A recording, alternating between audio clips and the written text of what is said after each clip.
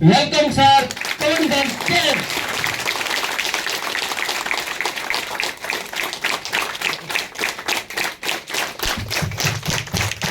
જી ધન્યવાદ.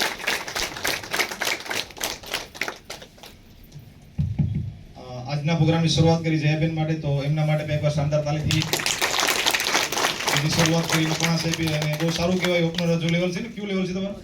હા, ઓપનર પિનનું હજુ લેવલ છે, મતલબ ગ્રોથ બોનસનું પહેલું જે આપણે લેવલ કહીએ છીએ ને, અહીં સ્ટેજ ઉપર આવી ગયા જબરદસ્ત. અમે તો હું રનર પિન પહેર્યો હતો ને ત્યારે અહીં સ્ટેજ મળ્યો હતો મને, એટલે ચિંતા ના કરતા. સરસ, બધાને ફરીથી નમસ્કાર.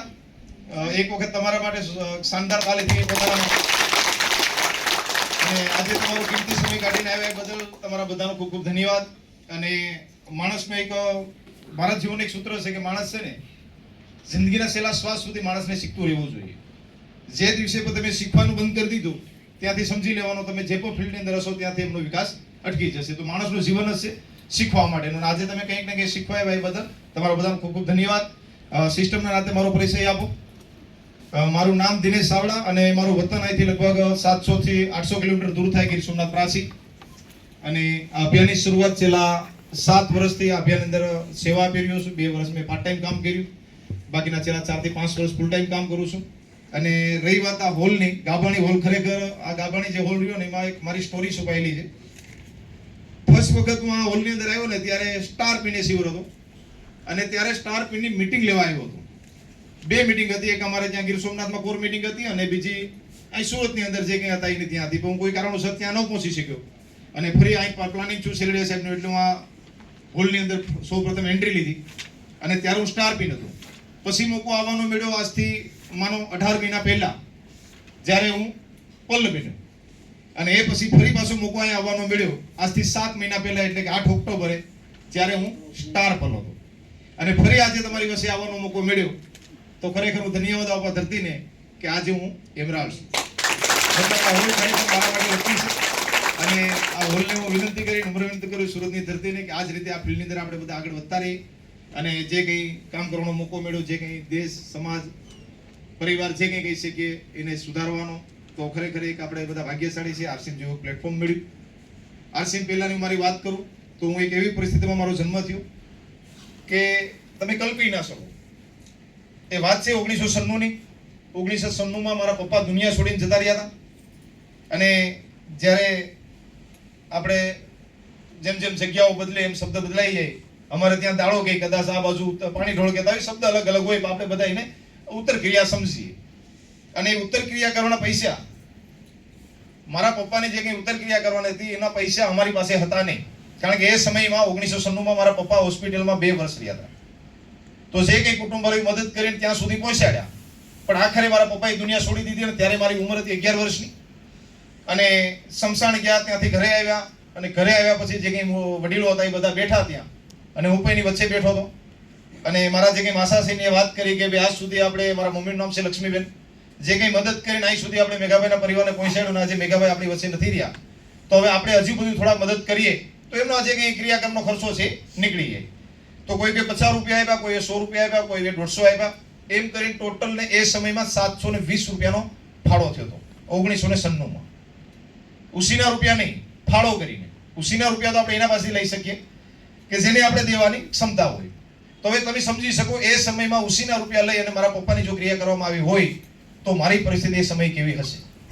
હું જ્યારે સમજણો થયો ત્યારે મારા દરવાજો જે હતો એ બાજરાની જે કંઈ રાળ કહે ને એનો હતો. અને પછી ધીરે ધીરે ધીરે હા એક નક્કી કર્યું હતું. મારો અભ્યાસ 8 પાસ જ છે એ કહી દઉં તમને કે ભાઈ જાજુ ભણ્યો પણ નથી શક્યો, ભણવામાં હોશિયાર હતો, પણ પરિસ્થિતિ અનુકૂળતા ન આવવાને કારણે મારે ભણતરી મારા હાથમાં છૂટી ગયું. અને જીવનની સ્ટોરી મારી ત્યાંથી સ્ટાર્ટ થાય છે. એક મારા મિત્ર હતા અસલીમ મલેક. આજે હું મારી સ્ટોરી તમને એ કહેવા માટે માંગુ છું કે ભાઈ કોઈ પણ અહીં સીટ ઉપર બેઠેલો વ્યક્તિ એવું આપણે ના સ્વીકારી લેવું જોઈએ કે ભાઈ હું એક ગરીબ પરિવારમાં આવ્યો એટલે હું કંઈ કરી ન શકું, મને કોઈ માધ્યમ ન મળ્યું એટલે કંઈ કરી ન શકું, મને કોઈ કહેવાવાળા હતા નહીં, મને કોઈ ગાઈડલાઈન વાળા આપવા હતા નહીં, એટલે મારે જે કંઈ ફિલ્ડમાં આગળ જવું તે હું જઈ શક્યો નહીં. એ રિયલ બધી તદ્દન ખોટી વાત છે. કારણ કે એમાંથી જ બેકગ્રાઉન્ડમાંથી નીકળેલો એક વ્યક્તિ છું. અને 8 અભ્યાસ મારો છૂટી ગયો. ત્યાંથી જે મારું જન્મસ્થળ હતું વડોદરા ઝાલા સુત્રાપાડા તાલુકાનું, અને હાલ જ્યાં હું રહું છું એ તાલુકો સુત્રાપાડા છે. ગામ ત્યાંથી 18 કિલોમીટર દૂર થાય, ત્યાં મારી જમીન છે. અને એ 12 વીઘા જમીન હાંસવાને લઈ મારા મમ્મીએ જે કે મારું ગામ હતું એ છોડી અને ત્યાં વહી આવ્યા. અને ત્યાંથી 8મું જે ધોરણ હતું એ પાસ કરી અને ભણતર મારું ત્યાંથી છૂટી ગયું. અને 13 વર્ષની ઉંમરે અમારે ત્યાં ગામડામાં કહેવત છે ને કે હાથમાં રાહ લઈ લીધી હતી, કારણ કે બીજો કોઈ વિકલ્પ હતો નહીં. 8 ભણેલા વ્યક્તિને કોઈ પણ નોકરી રાખી શકે નહીં, મહેનત જ કરવી પડે. તો મહેનત તો પપ્પાની 12 વીઘા જમીને તે કરી કામ કરવાની શરૂઆત. અને ત્યારે મારી મજૂરી પહેલા દિવસની 30 રૂપિયા હતી 1996 માં. અને ત્યારે મેં એનું રોજગાર પત્ર આવતા એમાં મેં જોયું હતું કે ભાઈ 8 ભણેલા વ્યક્તિને ક્યાંય કોઈ નોકરી રાખે ખરા? હા ભૈયા, એટલે વૈશ્યની શેડ પૂરી દો ને એટલે કોઈ અહીંયા બેસે. મુખ્ય વસ્તુ તો સમજવાની હોય આપણે. હા, તો એ સમયમાં મારી મજૂરી હતી 30 રૂપિયા. અને પહેલેથી જીવનમાં એક નક્કી કર્યું હતું, જિંદગી ક્યાંય પણ મોકો મારે આપે તો સોકો મારવો. પણ જીવનના 17 વર્ષ આપી દીધા, ક્યાંય મોકો ના મળ્યો. પણ આ રીતે મારા જીવનની અંદર આગળ વધતો હતો. અને એક મારો ક્લાસમેટ હતો અસલમ મલિક કરીને, લંગોટિયા યાર, બંને સાથે ભણ્યા 8 સુધી. એમનું 80% લેસન હું કરતો. પછી એ ભણવામાં જતા રહ્યા અને હું આઉટ થયો, એટલે પછી પત્ર વ્યવહાર અમે કરતા. મોબાઈલ તો એ સમયમાં હતા નહીં. એમ કરતા જે અસલમ મલિક હતો એને ગવર્મેન્ટ જોબ મળે અને મેસેજ મને મળે કે ભાઈ તમારા મિત્ર અસલમ મલિક છે એને એક ગવર્મેન્ટ ટીચરની જોબ મળી. અને ત્યારે જિંદગીમાં પહેલી વખત મને અફસોસ થયો મારી જાત ઉપર કે જેમનું 80% લેસન હું કરતો એના કરતા હોશિયાર વિદ્યાર્થી હું હતો, તો એ આજે એક ગવર્મેન્ટ ટીચર છે. અને દિનેશભાઈ સાવડા આજે ખેતી કામ શા માટે કરે છે? પહેલો સવાલ મેં મારી જિંદગીમાં મારી જાત સાથે કર્યો હતો. અને ત્યારે મેનું જે કે ફેમિલીનું બેકગ્રાઉન્ડ હતું એમાં નજર મારી તો એમના અંકલ હતા ને એક ગવર્મેન્ટ ટીચર હતા, એટલે અહીંયા 10 પાસ કરાવી અને CPET કરાવી લીધું. અને બાજુનું જ ગામ છે ત્યાં વાવડે, એમને ત્યાં જોબ મળી ગઈ. અને પછી મેં મારા ફેમિલીમાં નજર મારી તો મારા ફેમિલીમાં તો કોઈ ભણેલું હતું જ નહીં. તો મેં હાર ન માની, મેં એ સ્વીકાર્યું કે ભાઈ એને ગવર્મેન્ટ જોબ મળવાનું કારણ એક જ છે કે એને સાચી ગાઈડલાઈન મળી, સાચી દિશા પાવડા વ્યક્તિ હતા. હોશિયાર ભલે હું હતો પણ મને કોઈ ગાઈડલાઈન દેવા વાળું હતું નહીં. એના કારણે એ ગવર્મેન્ટ જોબ કરે છે અને હું આજે ખેતી કામ કરું છું. પણ હિંમત નથી હારવાની. તે દિવસે મેં મનોમન એક ગોલ બનાવ્યો કે જ્યાં સુધી અસલમ મલિક ની જે પણ ઇન્કમ હોય આજે, જ્યાં સુધી એની ઇન્કમને હું ક્રોસ નહીં કરા ત્યાં સુધી ક્યારેય અસલમ મલિકનો ફેસ ટુ ફેસ નહીં મળે. આ મારી જિંદગીનો પહેલો ગોલ. હવે ગોલ તો બનાવી લીધો, પણ પૂરો ક્યાં કરવા જાવ? અભ્યાસ 8 પાસ, નોકરી કોઈ રાખે નહીં, ગામડામાં ધંધા બિલકુલ મળે નહીં. અને ત્યાં તો મારા મેરેજ થઈ ગયા, મારા બંને દીકરા સાથે છે મારી, એ સ્કૂલે પર જતા હતા. એટલે પછી મેં બધું નક્કી કર્યું કે હવે મારા જે 2 દીકરા રહ્યા ને એમને એક સારું એજ્યુકેશન આપું અને સારું એજ્યુકેશન આપી ગવર્મેન્ટ જોબ અપાવું અને પછી એના પૈસાથી 4 વ્હીલ લઉં અને પછી અસલમ મલિકને મળવા જાઉં કે અસલમ મલિક, હું તો મારી જિંદગીમાં કંઈ ના કરી શક્યો પણ મેં મારા બાળકોનું ભવિષ્ય મજબૂત બનાવ્યું અને તમારી સાથોસાથ ઊભા રાખ્યા. આ સપનાઓ હતા મારા RCM પહેલા. ખાસ સમજવું, આ સ્ટોરી લઈ મારા જીવનની અંદર આગળ વધી રહ્યો હતો અને એ પ્રમાણે જતો હતો. કમ્પ્લીટ ઓટો રિક્ષા લીધી, બંનેને ભણ્યા, નવોદયમાં પાસ કરાવ્યા. એક 8મા સુધી પહોંચ્યો, એક 10મા સુધી પહોંચ્યો. અને આમ કરતે 2018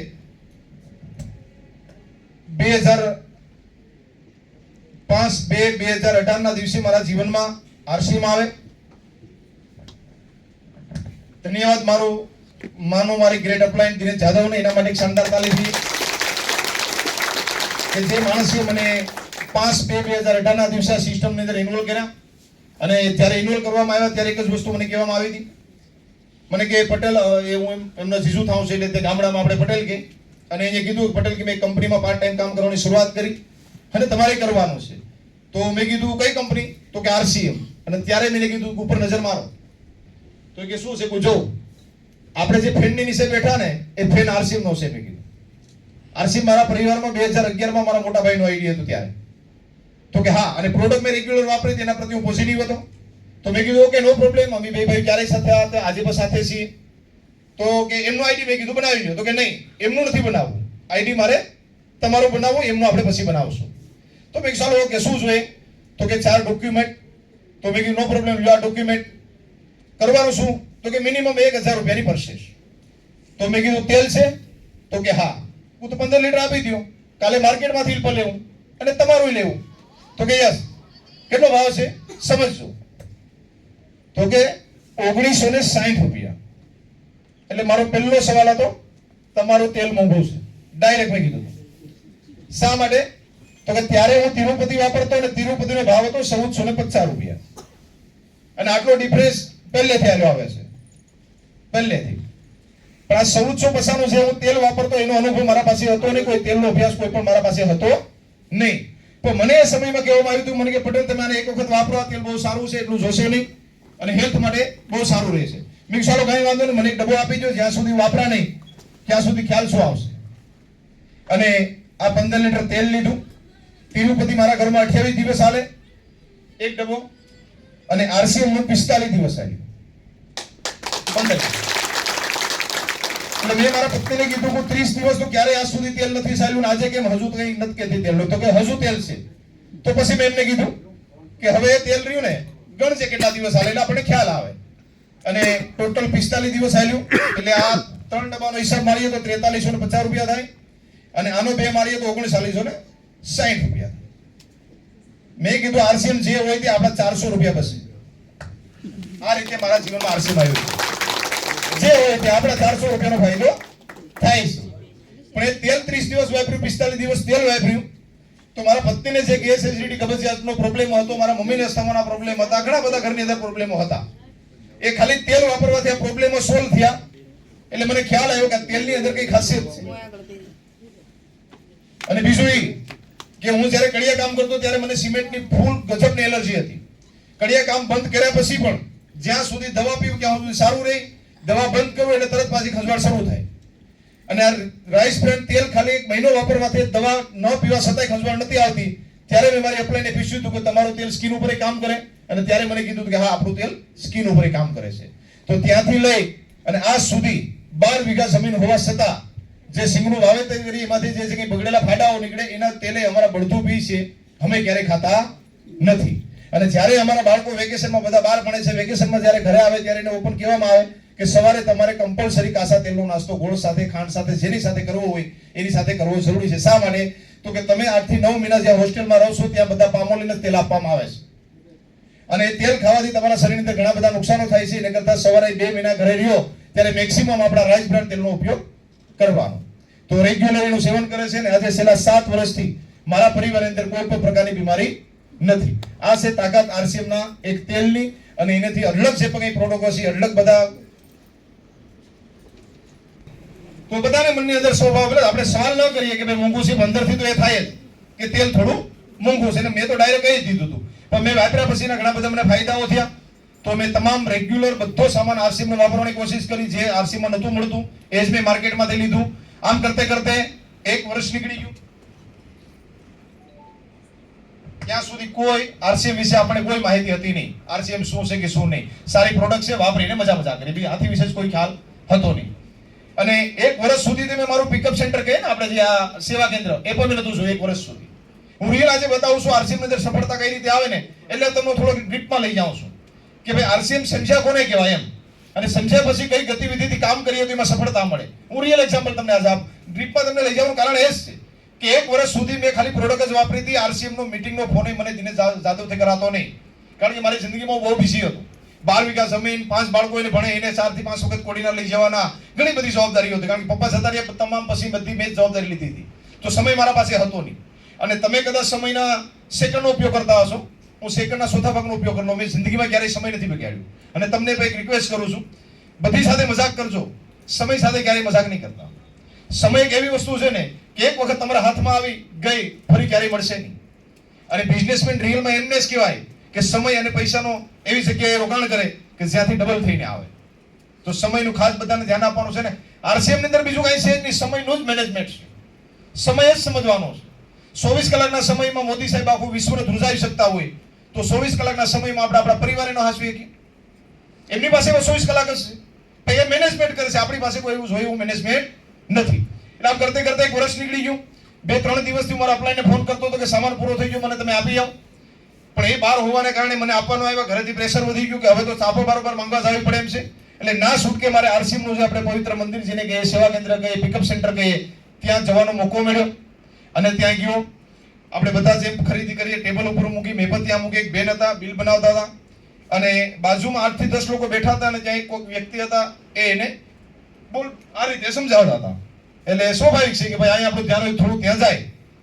એટલે મારી નજર ત્યાં ગઈ તો મને એવું થયું કે વાતો સારી થાય. અને આમ ઘડિયાળમાં જોયું કે 4:30 વાગે મારા બાળકો છૂટે તો સમય છે, 10 મિનિટ સાંભળીએ મેં કીધું. તો એ 10 મિનિટ વાતો સાંભળી, મગજમાં ટચ થઈ અને સાંભળીને જતો રહ્યો. અને જેની મને જોડ્યા હતા એને ડાયરેક્ટ ફોન કર્યો કે તમે મને જે ગોરા દિવસથી જે સિસ્ટમમાં ઇન્વોલ્વ કર્યો એમાં આવું બધું પણ હોય. આવું બધુંનો મતલબ હું તમને ઓપન કહું છું કે આમાં પૈસા પણ હોય, કારણ કે દોડ પૈસા માટે હતી, પૈસા માટે જ હતી. હવે એપ્લાય નતા એટલે એને ખબર હતી કે હવે લોકોને બરાબર ગરમ થયું છે તો હથોડો મારી દેવાય, એટલે એને મોડું ના કર્યું. અને એ જ રાતે પાસે ત્યાં મીટિંગ હતી. મને કે એસ સાહેબની પાસે રાતે મીટિંગ છે, તમે આવો. મેં કીધું ઓકે ડન. ઓટો રિક્ષા મૂકી, 2 વ્હીલ લીધું, 18 કિલોમીટર દૂર મારું ગામ, અને એ મીટિંગમાં ગયો. 1 કલાક ધ્યાનથી દિવાલો ટેકો લે, 1 કલાકની મીટિંગ સાંભળી. અને 1 કલાકની મીટિંગ મારી જિંદગીનો ટર્નિંગ પોઈન્ટ બની. અને ત્યાંથી મને આરસીએમ સમજાણું. અને એ આરસીએમ સમજાવવાના કોઈ વ્યક્તિ નહીં, આપણા બધાના મજબૂત અપલાઈન, આપણા બધાના ગ્રેટ લીડર અને ગુજરાતના પ્રથમ સ્ટાર રૂબી એવા હરીશભાઈ ઠુમર. 1 જ કલાકની મીટિંગ છે. અને મજાનો પોઈન્ટ એ છે કે જેના ઘરે મીટિંગ હતી એ ત્યારે પણ ટ્રેલરનું જ કામ કરતા હતા અને આજે પણ ટ્રેલરનું જ કામ કરે છે. એ મીટિંગમાંથી બધા દિનેશ ચાવડા નથી નીકળ્યા, પણ એ સાહેબની 1 કલાકની મીટિંગમાંથી ગીર સોમનાથ હું માનું ને તો 60 થી 70% કવર કરી લીધું. એ તાકાત ધરાવે છે. હવે મને મીટિંગમાં એક જ પોઈન્ટ સમજાણો હતો ત્યારે ઠુમર સાહેબે એક જ વસ્તુ કીધી હતી કે ભાઈ કોઈ પણ માણસ પોતાના કામ સાથે 2 કલાક 2 વર્ષ આરસીએમ ને આપે એટલે ઇન્કમ 20,000 થાય. કેટલી? 20 વર્ષ. તો ઘણા બધા લોકોને એવું થતું છે 12 તો 3 વર્ષ થયા, હજુ 3500 આવે છે, હજુ 2000 આવે છે, ઘણા એમ કે આવતા જ નથી. તો આ પોઈન્ટ મને જ્યારે સમજાણો કે ભાઈ 2 કલાક કરવાથી 2 વર્ષ આપવાથી 20,000 આવતા હોય તો ખરેખર આમાં કામ કરવું છે. અને કામ કેવું હતું? પાર્ટ ટાઈમ નું.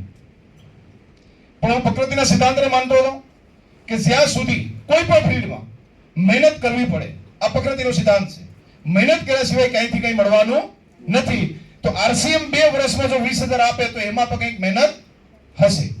હવે 2 કલાક પહેલી તો એ કે જીવનના 17 વર્ષ આપ્યા ફૂલ ટાઈમ, ત્યાંથી 10,000 થી ઉપરની ઇન્કમ ન થઈ, એટલે પહેલી વસ્તુ તો મગજમાં ના જાય કે જ્યાં ફૂલ ટાઈમ કામ કર્યું, 17 વર્ષ આપી દીધા, છતાં 10,000 થી ઉપર ઇન્કમ નથી ગઈ.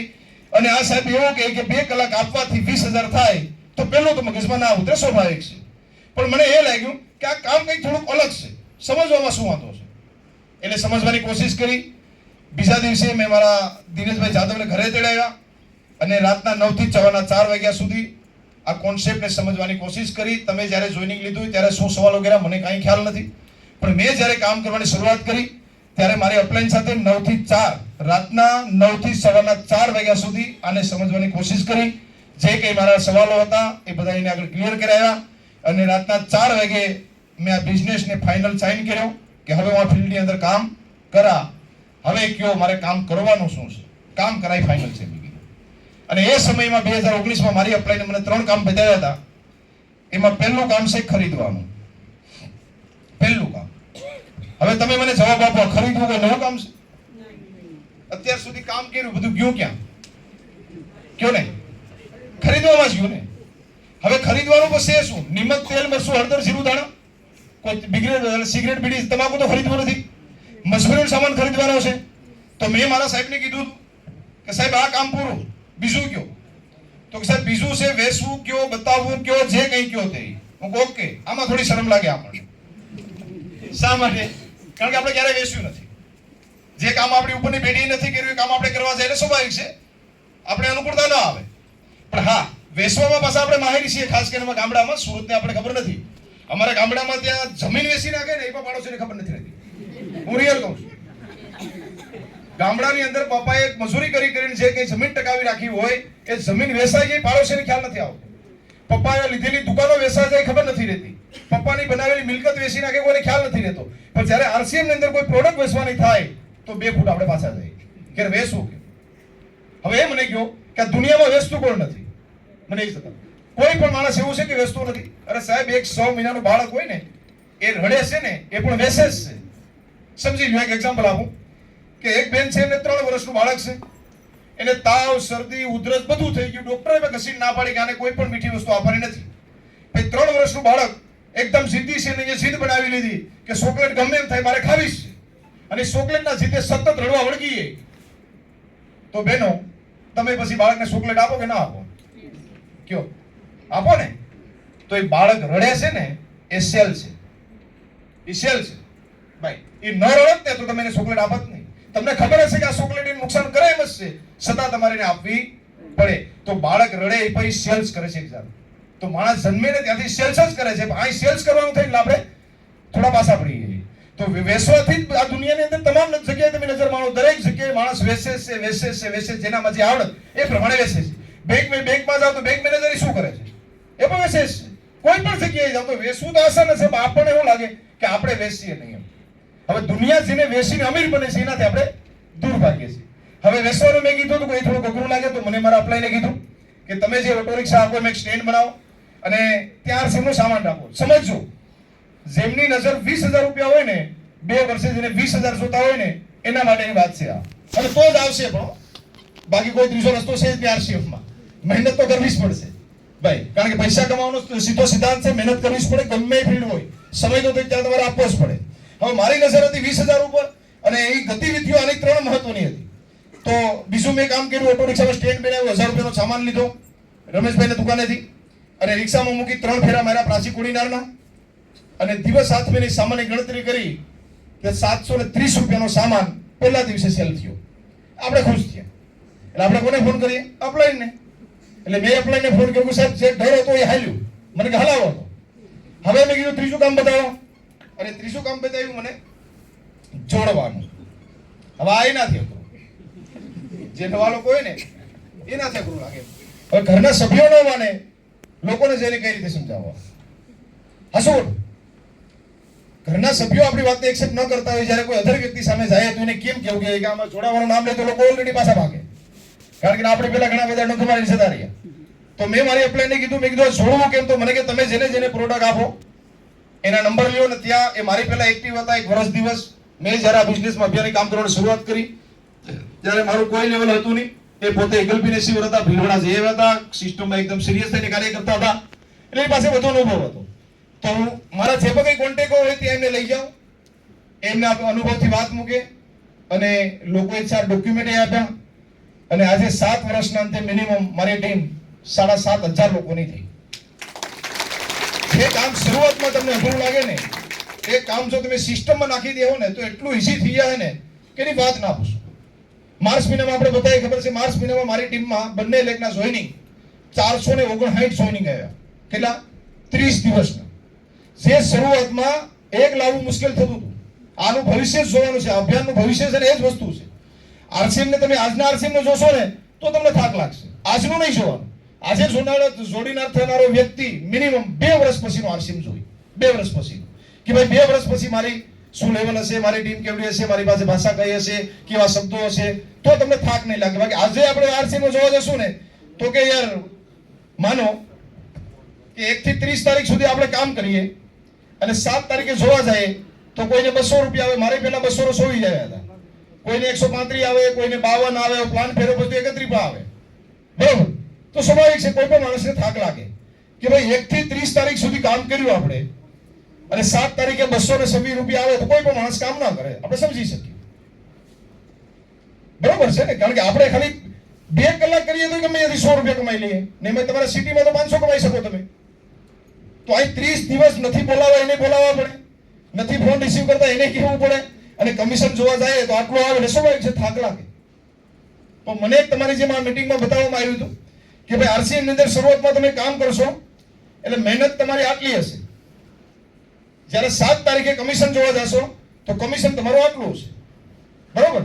કારણ કે મેં શીખ્યું, કોઈ મીટિંગ મેં નથી મૂકી, પણ 2 વર્ષ આપવાથી આ મહેનત વાળો લીટો છે એ ધીરે ધીરે કમિશનમાં ફરવાશે, અને આ કમિશન વાળો છે એ મહેનતમાં જશે. એટલે મને ખબર પડી કે આ કોન્સેપ્ટ જ ઊંધો છે. અને ઓલી કહેવત જેમ ઠુમર સાહેબ કહે ને કે ભાઈ વાંદરાને 1 500 નોટ આપો અને કેળા આપો તો સ્વાભાવિક છે કેળાને જ પકડે, 500 નોટ ન પકડે.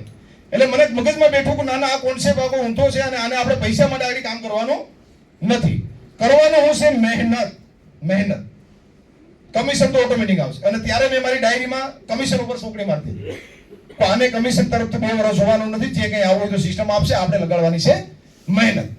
અને આ કોન્સેપ્ટમાં બીજું બે જ વસ્તુ ઇમ્પોર્ટન્ટ માયને રાખે છે. તમારે સ્પીડથી તમારે અપ્લાય કરતા આગળ જવું હોય ને તો 2 જ વસ્તુ તમને રિક્વેસ્ટ કરું, મારો અનુભવ કહું છું. પહેલું, મહેનત તમારી ખુદની રાખો, અપ્લાયની નહીં, ખુદની મહેનત. આજ સુધીની જે પણ ફિલ્ડમાં આપણે પૈસા કમાણા આપણી સ્કિલ પ્રમાણે, ત્યાં મહેનત કોની હતી? પાડોશીની નથી કે આપણી? તો આરસીમાં જ્યારે મહેનત કરવાની વાત આવે તો આ તકલીફ શું થાય? કયો મને, શું તકલીફ થાય? તો પહેલું કામ ખુદની મહેનત, અને બીજું અપ્લાય. બસ, બાકી તો બધું ઓટોમેટિકમાં થતું જશે ને આવતું જશે ને બધું બિલવાળાના આને તેને ભાઈ. પણ માણસ ભૂલ ક્યાં કરે છે? મહેનત નથી કરતા. બસ, મહેનત નથી કરતા. મારી ટીમમાં એક ભાઈ છે, એમને સવાલ કર્યો, તો આજે સવારે કેટલા વાગે કામ ઉપર ગયા હતા? તો કે 8 વાગે. આવ્યા કેટલા વાગે? તો કે 6 વાગે. કેટલા કમાણા? તો કે 500 રૂપિયા. બરોબર છે, આ રાઈટ છે. એક માણસ સવારે 8 વાગે કામ ઉપર જાય છે, 6 વાગે ઘરે આવે, 500 રૂપિયા કમાઈને આવે.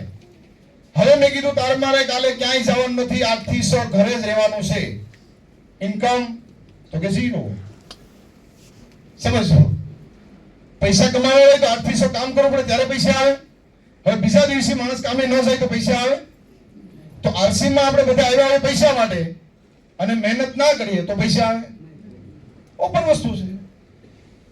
એક વકીલ સાહેબ આટલી મોટો ખર્ચો કરે, એવડી મોટી ડિગ્રી લે, તો ડિગ્રી લીધા પછી પણ એને કોર્ટની અંદર જઈને કેસ લડવો પડે. હાસું ખોટું? એક ડોક્ટર સાહેબને હું તો ક્યાં સુધી કહું કે ઘણા વાલીઓ એવા છે મારા ગામડામાં કે પોતાની જમીન વેચીને એના દીકરાને ડોક્ટર બનાવ્યા, તો ડોક્ટર બન્યા પછી પણ એને હોસ્પિટલમાં જઈને ઓપરેશન કરવું પડે તો જ પૈસા આવે. તો સીધી રીત છે કે ભાઈ પૈસા કમાવવા હોય તો તમે ડિગ્રી લીધા પછી તમારે ત્યાં ઉઠવું પડે. તો આરસીમાં પણ જો તમે પૈસા માટે આવ્યા હોય તો ત્યાં મહેનત નહીં કરવી પડે. મને તો એ જ વસ્તુ નથી સમજાતી કે આરસીમાં લોકો મહેનતથી ભાગે છે. શા માટે? શા માટે ભાગે? 30 રૂપિયામાં દિનેશ ચાવડાએ 10 કલાક કામ કર્યું. 30 રૂપિયામાં. કેટલા રૂપિયામાં? 30 રૂપિયામાં ખાલી. આરસીમાં જે આપણે અહીંથી 30,000 રૂપિયા કમાવા, તો એના માટે મહેનત કેમ ન કરીએ? કેમ ન કરીએ મહેનત? અને સાહેબ પછી કામ કરવાની કરી શરૂઆત 2019માં. એક જ વસ્તુ ઠુમર સાહેબ કહેતા કે ભાઈ મેં પણ 2 વર્ષ પાર્ટ ટાઈમ જ કામ કર્યું, પછી ફૂલ ટાઈમ તો થયું. તો 2 વર્ષમાં ઠુમર સાહેબે મને જે કીધું હતું ને કે ભાઈ 20,000 ની ઇન્કમ, એ 31 માર્ચ 2021માં મારું કમિશન બન્યું હતું 21,447 રૂપિયા. કારણ કે મને ખબર હતી, હું પહેલેથી મહેનતને માનતો હતો, આરસીમાં મહેનત તો કરવી જ પડશે. આમાં સ્માર્ટ વર્ક છે, હાર્ડ વર્ક નથી. અને હું જે ફિલ્ડમાં કામ કરતો તે હાર્ડ વર્ક જ હતું. ટ્રકો ખાલી કર્યા છે 25 ટનના, કુવા ખોદ્યા 90 હાથના, ઘઉં બાજરો જુવાર કોઈ કામ બાકી નથી રાખ્યા. ત્યાંથી મેળવીશું. પણ મને એક ઇમ્પોર્ટન્ટ પોઈન્ટ ટચ થયો હતો રાતના 2 વાગે. ખાસ સમજજો, જો આરસીમાં આગળ વધવું હોય ને તો શરૂઆત જ્યારે આપણી હોય ત્યારે આપણે માનો કે કોઈ બિગનર સ્ટાર્ટર હોય, એકાદી આવી બે મીટિંગમાં આવ્યો એટલે થોડો ખ્યાલ આવે કે નહીં અભિયાન મસ્ત છે, એક નવા ભારતનું નિર્માણ કરવા જઈ રહ્યું છે, આપણા ખુદનો વિકાસ છે, સમાજનો વિકાસ છે, દેશનો વિકાસ છે. અને પછી માણસ કામ કરવાની અંદરથી નક્કી કરે કે સાલો મારે કામ કરવું. તો મેં પણ જ્યારે શરૂઆત કરી ત્યારે મને નક્કી થયું કે સાલો કામ કરવું. અને ઠુમર સાહેબ અને જાદવ સાહેબ અમે બાજુનું કામ હતું ત્યાં ફિલ્ડમાં હતા. અને રાતના 2 વાગે જ્યાં મારી રિક્ષા મેં મૂકી, ત્યાંથી અંદર મારું 5 કિલોમીટર ગામ થાય, એટલે મેં રાતે 2 વાગે ઠુમર સાહેબને કીધું કોડીનારમાં, સાહેબ કોન્સેપ્ટ રાઈટ છે, ભવિષ્ય બહુ મોટું છે, ઇન્કમ એ છે, પણ સમય નથી. સમય કેમ કાઢવો? કારણ કે તમે સમજી શકો 12 વીઘા જમીન, 5 બાળકોને ભણાવવા, સામાજિક જવાબદારીઓ, તો કઈ રીતે? મેં રાતે પાણી વાળવાનું, બરોબર?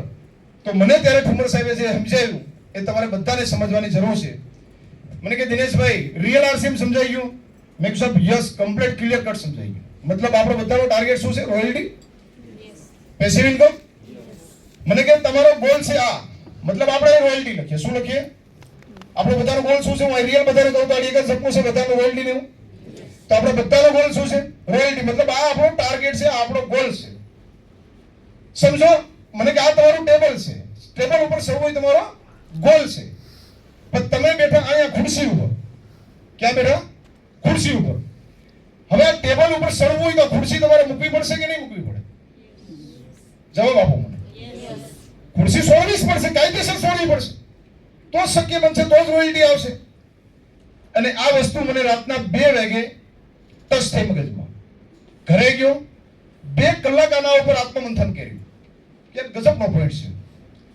સફળતા આરસી માંથી લેવી છે તો સમય તો ત્યાં આપવો જ પડશે. પણ હવે આ જીવનના 17 વર્ષની જે કઈ જવાબદારીઓ હતી એ પણ સામે ઊભી હતી, એનું શું કરવું? ઘણા બધા અંદરથી સવાલો કર્યા. ભાઈ નથી કરવું આરસી, ઘરે ગયું કોણ રાતે 2 વાગે દોડે? તો અંતરાત્માથી જવાબ આપતો કે દિનેશભાઈ સાવડા 17 વર્ષ તમારી જાતને ઘસી નાખી, ત્યાંથી 10,000 રૂપિયા મળ્યા. કેટલા? 10,000 રૂપિયા. આ ખાલી 2 વર્ષ આપવાના છે. તો આ સવાલ ફરી પાછો ઉભો થાય. 2 કલાક અંતે બધી જગ્યાએ સવાલો જવાબો કર્યા અને પછી અંતે નિર્ણય લીધો કે ગમે એ સિચ્યુએશન ઊભી થાય આમાં કામ કરવાનું થાય. ફાઇનલ. હવે કરવાનું શું હતું? જે કામ હું કરતો હતો એ મારે બીજાને હોપવાનું હતું. તો હું મારા પત્નીને કહેતો કે રાતની લાઈટ હોય તો 12 વાગ્યા તું પાણી વાળજે, પછી હું આવીએ ફિલ્ડમાંથી, પછી હું વાળી, તું સૂઈ જાજે. તો 5 વાગ્યા સુધી હું મોટર રાખતો, 1 કલાક આરામ કરી, સવારે 6 વાગ્યા બાળકોને લઈ અને ફરી પાછો કોડિયાર જતો. અને એ જે જ્યાં બહુ મારો સપોર્ટ છે, મારી ધર્મપત્નીજીને હું કહી શકું, ગજબનો સપોર્ટ છે. એના માટે એક શાનદાર તાળી દઈએ. કારણ કે ખાસ બહેનોને એક મેસેજ આપવા માંગુ છું. આજ સુધી જે પણ કઈ સફળતાનું રાજ હોય ને તો એ આપણો પરિવાર છે. અને પરિવારમાં પછી આપણે જેને પતિ કહીએ, જેને પત્ની કહીએ, એનો આમાં ઇમ્પોર્ટન્ટ પાર્ટ છે. એ જો ટાટિયા ખેંચશે ને તો આમાં ભેગું થશે નહીં. આજની તારીખમાં પણ ઘરેથી નીકળું 1લી તારીખે, 7 તારીખે રિટર્ન થાવ ત્યાં સુધીનો ક્યારેય ફોન આવે નહીં. 7 તારીખે ફોન આવે કે સાહેબ આજે આવતા રહેશો, ત્યારે એને જવાબ આપું કે આ જમવાનું રાખજે અથવા તો નહીં રાખતા. કારણ કે સપોર્ટ પેલો જ હશે. તો આ રીતે કામ કરવાની શરૂઆત કરી. પછી કામ ધીરે ધીરે કર્યું. 2 વર્ષમાં હું સ્ટાર પિન બન્યો અને જૂન 2021માં હું રોયલ્ટી એસીવર થયો અને એમનું કમિશન બન્યું 30,000 રૂપિયા. આ વાત છે જૂન 2021ની. અને ત્યાંથી લઈ આજ સુધી છેલ્લા 3 વર્ષથી મારું દર મહિનાનું કમિશન 50,000 થી નીચે નથી. 50,000 થી નીચે નથી. આ રિયલ સત્ય છે, પ્રેક્ટિકલ છે. પણ એના માટે કરવાનું શું છે? મહેનત. અને મહેનત આપણે બધા કરીએ છીએ, પણ એ મહેનતથી બીજું કંઈ આપણે મળવાનું નથી. શક્ય જ નથી સાહેબ. જીવન સત્વ એ ટ્રાય નહીં કરતા. મેં બહુ ટ્રાય કરી, ઘણા બધા પ્લાન કરી નાખ્યા. મંડપ સર્વિસનું કરીએ, સ્લીપર બસ લઈએ, કોડિયામાં ક્યાંય દુકાન ખોલીએ, ઘણા બધા વિચારો હતા. પણ ખાલી વિચારો હતા, પ્લેટફોર્મ નહોતું. પણ જ્યારે પ્લેટફોર્મ મળ્યું આરસીએમ અને કામ કરવાની કરી શરૂઆત, તો આજે તમે રિઝલ્ટ જોઈ શકો છો. અને ખરેખર આપણે બધા ભાગ્યશાળી છે કે આરસીએમ જેવું આપણે એક પ્લેટફોર્મ મળ્યું. અને એથી વધારે આપણે ભાગ્યશાળી છે સેલડિયા સાહેબની ટીમમાં આપણે કામ કરવાનો મોકો મળ્યો. બાકી સાહેબ ટીમ તો અલગ છે. આરસીએમ કોઈ ગુજરાત પૂરતું સીમિત નથી. હું નેક્સ્ટ જનરેશનના પ્રોગ્રામમાંથી હું ડાયરેક્ટ આવું છું. સૌથી કોઈની સંખ્યા ઓછી હોય તો ગુજરાતની જ હતી. એમ સમજો ગુજરાતની સંખ્યા જ નથી. હું કહું છું ને તમને, ગુજરાતની સંખ્યા જ નહીં. એમ અમે 22 તારીખે ત્યાં પૈસા, 23 તારીખે અમે પૈસા ત્યાં જ જગ્યા નથી, બધી હાઉસફુલ. પ્રોગ્રામ તો 24 તારીખે હતો, તો અમારે પણ ત્યાં 1200 ઉભી રૂમ બૂમ બધું ફૂલ. મતલબ ગુજરાતમાં આરસીએમ છે જ નહીં. મને તો એટલું લાગે છે. આઉટ સ્ટેટમાં જેટલું કામ થાય છે ને એટલું કામ હજી આપણે ગુજરાતમાં કરતા જ નથી. અને નથી કરતા એનું કારણ બે એક છે કે આપણે બધા થોડાક સમૃદ્ધ રાજ્યમાંથી આવીએ છીએ એટલે ખાણીપીણીના થઈ જાય છે. આપણે સમજીએ કે આપણે જઈ આરસીએમ કરવાની જરૂર બહુ નથી. અને ત્યાંના લોકોનો થોડો વધારે ઇશ્યુ છે એટલે એ લોકો બિચારા પોતાની ખાલી રોજીરોટી કરવા માટે થઈને ભાગે છે. અને આપણે એટલું કે એટલો બહુ ગુજરાતમાં નથી વાંધો, 2 ટકનું ભોજન બધાને મળી રહી. બાકી રિયલ તો છે કે જોઈએ તો આરસીએમ જે આપે છે એ તો છે જ નહીં. પણ મારું કહેવાનો પર્પઝ એ છે કે ભાઈ બધાને સફળ થવું ફાઇનલ છે. સફળ થવાની રીત પણ આ જ છે. તો પછી કામ કેમ નહીં? કામ કર્યા સિવાય તો કેવું કંઈ મળવાનું છે નહીં. પણ માણસ કામ ક્યારે કરે? એની પાસે કામ કરવાનું કોઈ પણ કારણ જોઈએ. શું જોઈએ? કારણ. કારણ સિવાય માણસ ક્યારેય કામ ન કરી શકે. તમે આરસીએમમાં આવ્યા તો તમારું આવવાનું કારણ શું છે? એ પહેલા લોકો ડાયરીમાં ઘૂંટો હોય ને ઘૂંટો કે ભાઈ હું આરસીએમમાં શા માટે આવ્યો. જ્યારે આરસીએમમાં થાક લાગે ને કામ કરવાનો, ત્યારે બીજું કાંઈ નહીં કરવાનું, પાછળનું જીવન યાદ કરવાનું. માનો કે હું અત્યારે આરસીએમ છે, ચાલો આજે મહિને 50,000 પ્લસ ઇન્કમ આવે, આરસીએમમાં સોકડી મારું તો આ જ રિક્ષા છે, બીજું કાંઈ નથી. એ જ રિક્ષા છે. તો જ્યારે પણ આરસીએમમાં કામ કરવાનો થાક લાગે એટલે પાછળનું જીવન યાદ કરવાનું કે આરસીએમ એક જ એવું પ્લેટફોર્મ છે મારા પાસે કે જે તમામ સપનાઓ મારા પૂરા કરશે. રિક્ષા મારા ખુદના નહીં કરી શકે, પરિવાર તો દૂરની વાત રહી. તો આપણે હાલ જે પણ કંઈ કામ કરીએ છીએ ત્યાં કોઈ પણ સપના પૂરા થાય હોય તો મને કહો. રિક્ષા તો મેં મૂકી, તમે તમારો નોકરી ધંધો બધી મૂકી શકો, બધું મૂકી શકો, પણ ત્યાં શક્ય નથી. તો આપણી પાસે પહેલું શું જોઈએ? આરસીએમ કરવાનું ખાસ કારણ. આરસીએમ કરું તો શા માટે કરું, કોના માટે કરું? પૈસા માટે કરું, સેવા માટે કરું, પરિવાર માટે કરું, પેસિવ ઇન્કમ માટે કરું કે કોના માટે કરું, એક કારણ જો તમારી પાસે પાકું હશે તો જ તમે આમાં ટકી શકશો, બાકી ભાગશો. કારણ કે ઠુમર સાહેબ એ કંઈક આપણે સમજાવે ને કે ભાઈ સુરતનો સેન્ટ્રલ બસ સ્ટેન્ડ છે, ત્યાં 2 બસ નવી પડી હોય, એક હોય વોલ્વો ગજબની નવી પડી હોય, પણ એમાં કોઈ બોર્ડ ન હોય, અને બીજી ભલે ભાંગર ખટારો હોય પણ એમાં બોર્ડ હોય કે કામરેજ થી સુરત જાય, અને તમારે કામરેજ આવું તો તમે શેમાં બેસી જાઓ? સવાલ નથી ને, કારણ કે એનું ટાર્ગેટ છે કે આ બસ ગમે ત્યાં ભલે કામરેજ પહોંચાડશે, ઓલી વોલ્વો છે ભાઈ, એનો કોઈ ટાર્ગેટ નથી. તો મતલબ તમે આરસીએમ માં આવ્યા તો તમારી ડાયરીમાં એક કારણ લખી નાખો, આરસીએમ મારું કારણ શું, પહેલું કામ. હવે કારણ લખ્યા પછી એનું વિઝન જોવું. મારી પાસે વિઝન તો જોશે ને. વિઝન શું મારા માધ્યમથી તમને સમજાવું. મારું કારણ હતું પૈસા. ઓટો સોખી વાત, પૈસા. તો હવે પૈસા કમાવા કેટલા એ પણ આપણે ખ્યાલ હોવો જોઈએ. આરસીએમ આજની તારીખમાં 100 થી લઈ અને 50 લાખ આપે છે. કેટલા લાખ? 30 દિવસના. હવે તમારે કેટલા કમાવા આ નક્કી કરવું પડશે. તમારે કેટલા કમાવા? જાજા ન કમાવ તો કઈ નહીં, કમસે કમ જરૂરિયાત તો પૂરી કરી નાખો. બસ કમસે કમ જરૂરિયાત એમ કે ભાઈ 2 તારીખે બજાજનો ઈએમઆઈ આવે તો મારે સાડુભાઈને ફોન ન કરવો પડે, એટલું તો કરી નાખ. જાજો નહીં પડતું સાહેબ. 3 જગ્યાએ સાહેબ ફોન, મારી વાત કરું છું, 3 જગ્યાએ ફોન કરીને ત્યારે 2 તારીખનું ઈએમઆઈ પૂરું થાય છે. તો સાહેબ શા માટે અંદરથી તમારા રાવણને જગાડો અને ભાગો? શું કરો? એને સગાડો અંદરથી કે તું ભાગ, બાકી મારા કર્મ સારા હશે મને આરસીએમ સમજાણો. બાકી આરસીએમ આજની તારીખમાં નથી સમજાવતું લોકોને, અને તમને સમજાઈ ગયું તમે અહીં સુધી આવી જાય તો રાહ કોની છો? કોની રાહ છો? આપણું કામ આપણે જ કરવું પડશે, કોઈ કરવા થોડી ના આવશે. અને અમને શરૂઆતમાં એ જ વસ્તુ સમજાણી હતી કે ભાઈ રમેશભાઈ સોલંકીને જોડનારા વ્યક્તિ ભૂપતભાઈ કાસડિયા એક ઓપનર પી રિસીવર હોય અને રમેશભાઈ સોલંકી એક સ્ટાર પી રિસીવર હોય તો મતલબ સિસ્ટમની કી તાકાત સિવાય ફાઇનલ છે, બાકી શક્ય નથી. જોયું આ બધું માર્કિંગ કે જેને જોડનાર વ્યક્તિ એ ઓપનર પી રિસીવર અને રમેશભાઈ સોલંકી એક સ્ટાર પિન હોય ને તો રિયલ ટીસી માં ભાઈ જે કડી લખીને સબ કામ કરે, અપના ખુદ પૂરા કરે અપના સપના. અને ત્યાંથી પછી હેવી બેટિંગ મારીને એની વાત ન પૂછો. અને એ સમયમાં જે કાર્ય કરતો ને એ જ કાર્ય આજની તારીખમાં કરું છું. આજની તારીખમાં પણ અને જિંદગીના છેલ્લા શ્વાસ સુધી એ જ કાર્ય કરું. શા માટે? 30 રૂપિયામાં ગોબર ગેસના પ્લાન્ટ ખાલી કર્યા. 30 રૂપિયામાં આરસીએમ આજની તારીખમાં 3000 ઉપરની એક દિવસની ઇન્કમ આપે સાહેબ. કેમ ન કરું? અને હું ક્યાં સુધી કહું, અમારા ખાનદાનમાં પંખા વગર સાયકલ નથી. 4 વ્હીલ તો બહુ મોટી વાત છે. હું એ બેકગ્રાઉન્ડમાંથી આવું છું, પણ એક જ વસ્તુ, ઈમાનદારીથી જિંદગીના છેલ્લા શ્વાસ સુધી આરસીએમ જ આપવાનું છે, બીજું કાંઈ નહીં. મારા જીવનનો મેક્સિમમ સમય આરસીએમ જ આપું. મેક્સિમમ એક તો પણ કહું ને તમારી જે જરૂરિયાત હોય ત્યાં આપું છું, બાકી નહીં. 99.99% આરસીએમ. કારણ કે આરસીએમ જ્યાં સુધી પહેલા નંબર ઉપર નહીં રાખે ને ત્યાં સુધી સફળતા નહીં આવે. અને આવશે તો ટીક વાળી આવશે. ટીક વાળી ન લેવાય યાર. મળી જ ગયો છે મોકો, મારો હશે તો મારી જ ગયો ને, કોની રાહ છું? હા, એવું થોડી ના છે કે ભાઈ હું કામ કરું, મારા અપ્લાઇન મોટા થાય ને આ કરે તો કાંઈ છે જ નહીં. તમારી મહેનત જ તમને જીતાડે છે. હવે જ્યારે તમારું વિઝન ક્લિયર થાય પછી ઇમ્પોર્ટન્ટ પાર્ટ આવે એક્શન. અને આમાં જ મોટા ભાગે લોકોને એક્શન નથી કરવી. મીટિંગમાં આવવું, ભીલવાડા આવવું, બધી વાર જવું, પણ એક્શન કરવાની આવે ને તો કે ના સાહેબ આજે તો ઘણું કામ છે, આ છે તે છે, કોઈને પ્લાન બતાવવો નથી, આરસીએમ કોઈને વાત નથી કરી. તો જ્યાં સુધી લોકોને વાત નહીં કરો તો લોકોને ખ્યાલ આવશે કે તમે શું કામ કરો છો. મને વાત તો કરવી પડશે, લોકોને બતાવવું તો પડશે. અભિયાનના રૂપમાં બતાવો, જે કંઈ બદલાવો સેવાના રૂપમાં બતાવવું પડશે. અને કોઈ પણ ધંધાનો માલિક, કોઈ પણ માલિક હોય એના ધંધાનો ક્યારે પ્રસાર કરતા બંધ થયા જોયા તમે? હંમેશા પ્રસાર જ કરે છે. પૈસા હોય તો એડવર્ટાઇઝ કરાવે છે, બાકી કઈ પ્રિન્ટ દ્વારા કરાવે, અને કઈ ના હોય તો મોટેથી કરે, મૌખિક. તો પ્રસાર તો કરે છે. તો આરસીએમ ની તમારે એક્શન તો લાવવી જ પડશે. હવે એક્શન લાવશું ને તો જ આ વસ્તુ નીકળશે, રિઝલ્ટ.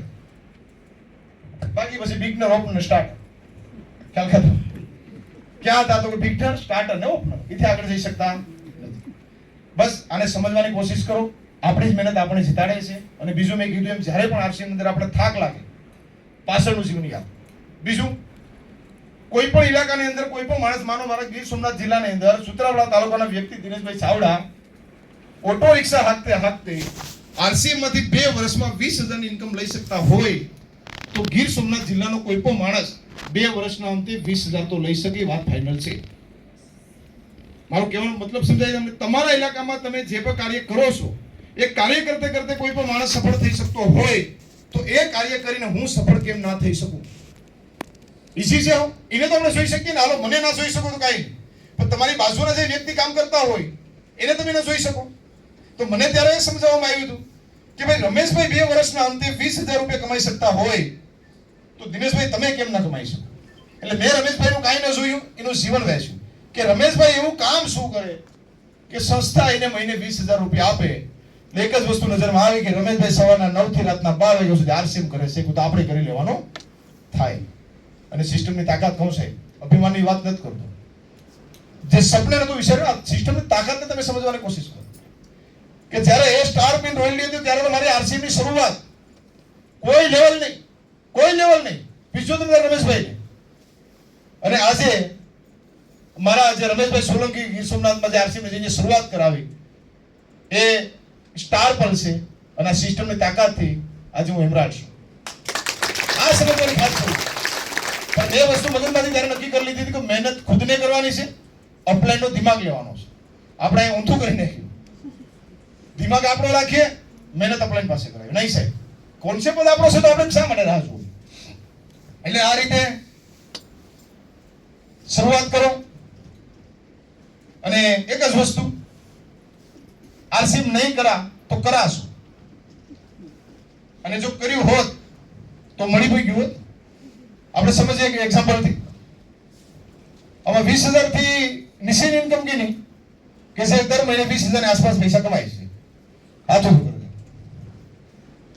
તો 30,000 થી મહિને 30,000 રૂપિયા કમાય એટલે કેટલા લોકો? નહીં, અધર માર્કેટ, આરસીએમ નહીં, અધર માંથી. ઓકે, શું નામ તમારું? શું નામ? જગાભાઈ. સમજજો, જગાભાઈ કેટલી ઉંમર? 38 વર્ષ. કેટલા વર્ષના તમે કામ કરવાની શરૂઆત કરી? 98 થી. માનો ને આપણે એવરેજ કાઢીએ 20 વર્ષ પહેલાથી તમે કામ કરવાની શરૂઆત કરી દીધી. બરાબર? યાદ કરો ત્યારે એક મહિને કેટલું કમાતા? 700 રૂપિયા એક મહિનાનું ઇન્કમ. આમાંથી કોણ યાદ કરે? 20-30,000 કેવું? આપણે ખાલી એક્ઝામ્પલ લેવાનું છે. હા, શું નામ? રાજુભાઈ. રાજુભાઈ કેટલી ઉંમર? 29 વર્ષ. કામ કરવાની શરૂઆત ક્યારે કરી? મતલબ 10 વર્ષ 15 વર્ષ પહેલા શરૂઆત કરી? 15 વર્ષ. ત્યારે કેટલું કમાતા? 2600 રૂપિયા. હજુ આમાં બેન કોઈ જોબ કરે છે 15-20 વર્ષથી કામ કરતા હોય? એટલે બેન ને એમ ન થાય કે કરે કોઈ બેન? હા, શું નામ બેન? મીરાબેન. બેન કેટલી ઉંમર? 35 વર્ષ. કેટલા વર્ષથી કામ કરો? 22 વર્ષ. શરૂઆતમાં કેટલું આપતા એક મહિને? 1000 રૂપિયા આપણે એવરેજ લખીએ. ચાલો, આપણે 3 લોકોને એક્ઝામ્પલ લીધા. જગાભાઈ 38 વર્ષ ઉંમર, 20 વર્ષથી કામ કરે છે. કામ કરવાની શરૂઆત થઈ ત્યારે એક મહિને 700 રૂપિયા હતા. રાજુભાઈ 29 વર્ષ ઉંમર, 15 વર્ષથી કામ કરે છે, 2600 રૂપિયા હતા. અને બેનવે કામ કરવાની શરૂઆત કરી ત્યારે 1000 રૂપિયા. ત્રણેય મિત્રોને એક હજુ સવાલ. જગાભાઈ આજે મહિને કેટલું કમાવશો? 25,000. રાજુભાઈ તમે? 27,000. બેન તમે? 15,000. સમજો ખાસ, આરસીએમ ક્લિયર થઈ ગયા. જગાભાઈ 20 વર્ષ તમે કામ કર્યું, 700 રૂપિયાથી શરૂઆત થઈ, 25,000 પૈસા. આમાં કોઈ આઈડિયા બાકી રહી ગયો હવે કે આમાં કદાચ 1 મિનિટ લાગી? કોઈ સાઈડમાં રહી ગયો કે ભાઈ આમાં જો કોઈ પણ માણસ પોતાની ઇન્કમ વધારવા માટે હજારો પ્રયાસો કરે તો કોઈ બાકી રહ્યો? બેન કોઈ બાકી રહ્યો?